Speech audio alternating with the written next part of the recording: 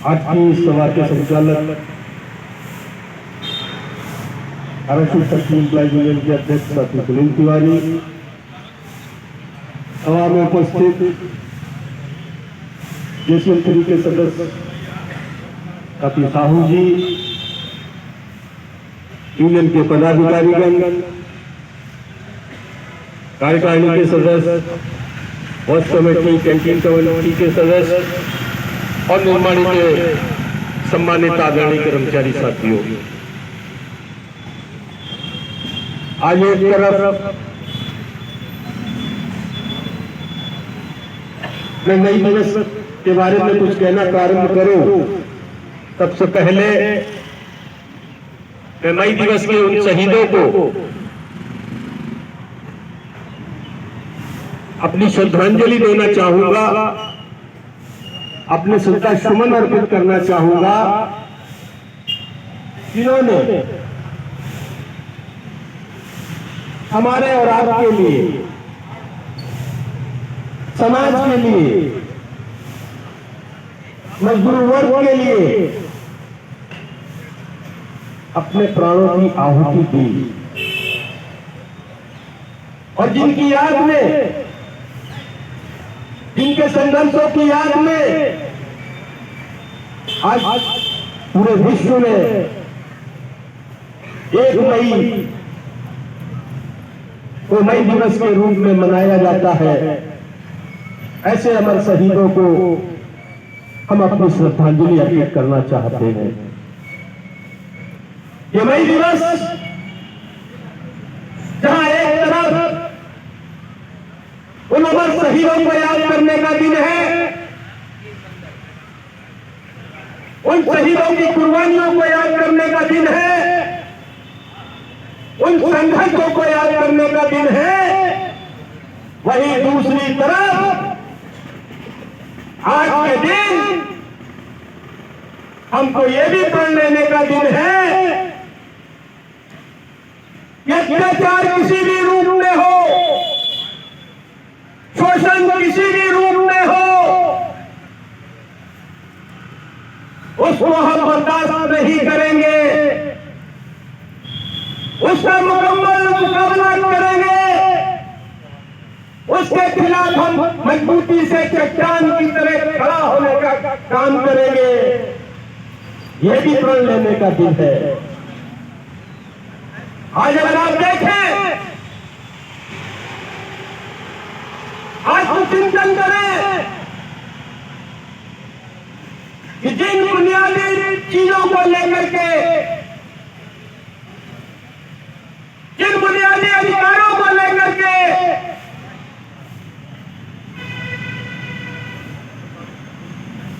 1886 में जो संघर्षों की शुरुआत हुई थी,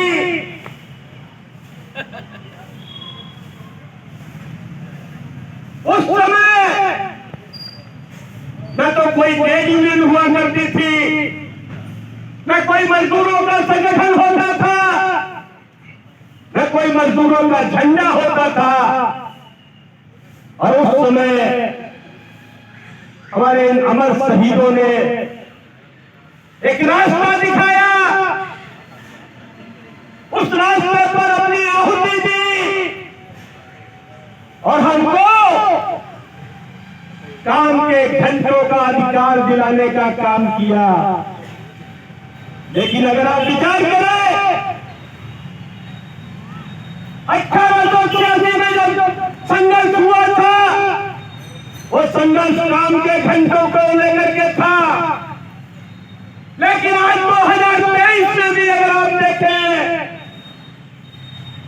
तो क्या वो परिस्थिति हमको फिर से आती हुई दिखाई नहीं दे रही। सरकार ने श्रम संहिता के नाम पर जो 8 घंटे की सीमा थी कि किसी भी कर्मचारी से, किसी भी मजदूर से 8 घंटे ही काम दिया जा सकता है, और अगर 8 घंटे से ज्यादा काम दिया जाएगा तो उसको ओवर टाइम देना पड़ेगा। लेकिन आज सरकार ने कानूनों में छूट दे दी, 8 घंटे की लिमिट को समाप्त कर दिया और उसका परिणाम आपने देखा होगा कि तमिलनाडु के अंदर अभी 8 घंटे को बढ़ा करके 12 घंटे करने का काम किया गया, लेकिन वहां के मजदूर, वहां के कर्मचारी लड़े तो निर्णय आज स्थगित है। क्या वो वही मानसिकता, क्या वो शोषण करने वाली मानसिकता का आज फिर से उभार नहीं हो रहा है, फिर से उदय नहीं हो रहा है? ऐसा नहीं मैं कहता कि शोषण पहले नहीं होता था, मैं ऐसा नहीं कहता कि मजदूरों के ऊपर अत्याचार नहीं होता था, लेकिन उस शोषण के खिलाफ, उस अत्याचार के खिलाफ कार्रवाई करने के लिए कम से कम लोगों के मन में सरकार का डर हुआ करता था।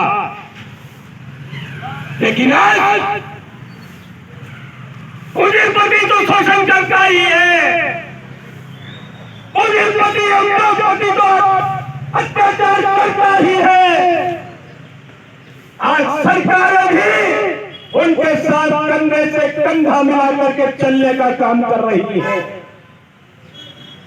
और वो सरकारें जिन्होंने हम और आपको कहीं जाति के आधार पर बांट के रखा है, कहीं धर्म के नाम पर बांट के रखा है, कहीं क्षेत्र के नाम पर बांट के रखा है, ये जो दक्षिणपंथी ताकतें हैं, इन दक्षिणपंथी ताकतों के खिलाफ संघर्ष करने की जरूरत है। हम आपको कहना चाहते हैं, अभी साथी महेंद्र जी कह रहे थे कि आपको भी ओवर टाइम नहीं दिया जाएगा, बोला जाएगा 8:30 बजे तक रुक करके काम करो, सैटरडे को फुल डे काम करो, संडे को भी आकर के काम करो। ये मानसिकता क्या है?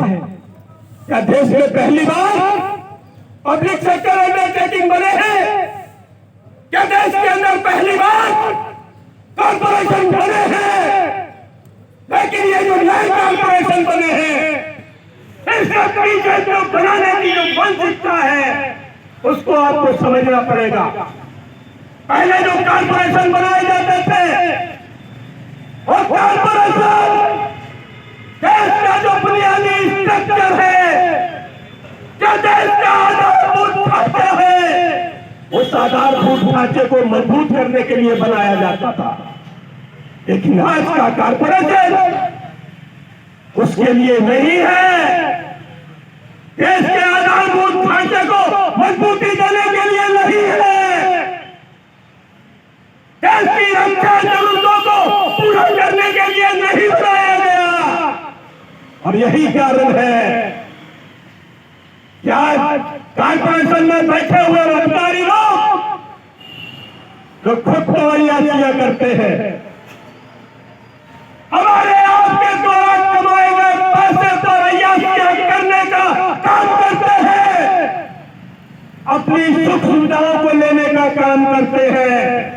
लेकिन हमको ये ज्ञान दिलाया जाता है कि अब आप कॉर्पोरेशन में हो गए हो, आपको ओवर टाइम नहीं मिलेगा, आपको अतिरिक्त रुकना पड़ेगा, आपको 75% से भी ज्यादा काम करना पड़ेगा। क्या तुम्हारे बाप का राज है? हम कहना चाहते हैं, एक कर्मचारी के अंदर ये कहने की शक्ति,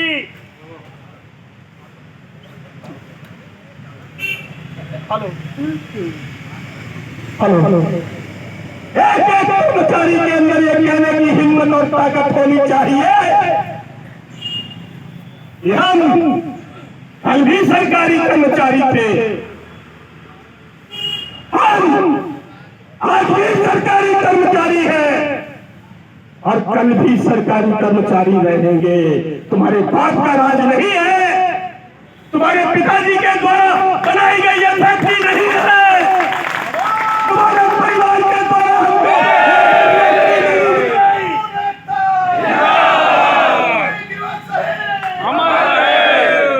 हमको ये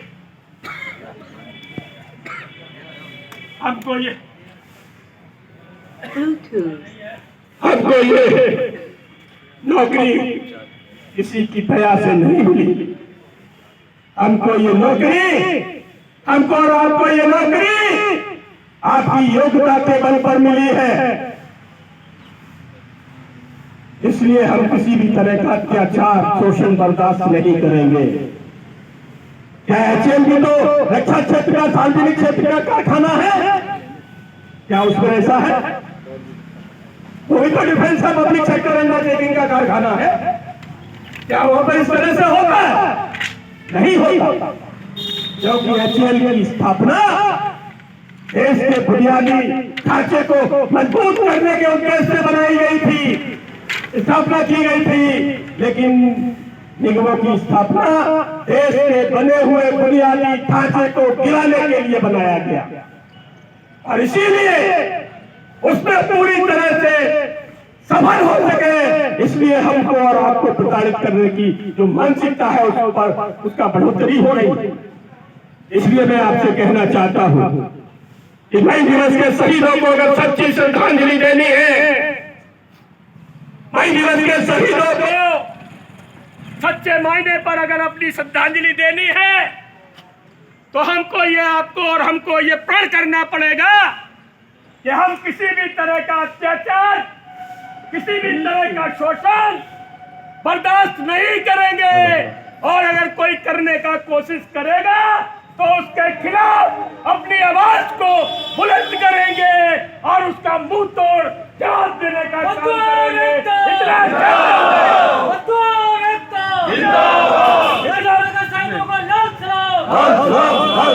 इतना कहते हुए आप सभी को धन्यवाद देते हुए कि आप लोगों ने मई दिवस के शहीदों को याद करते हुए उनको श्रद्धांजलि देने का काम किया।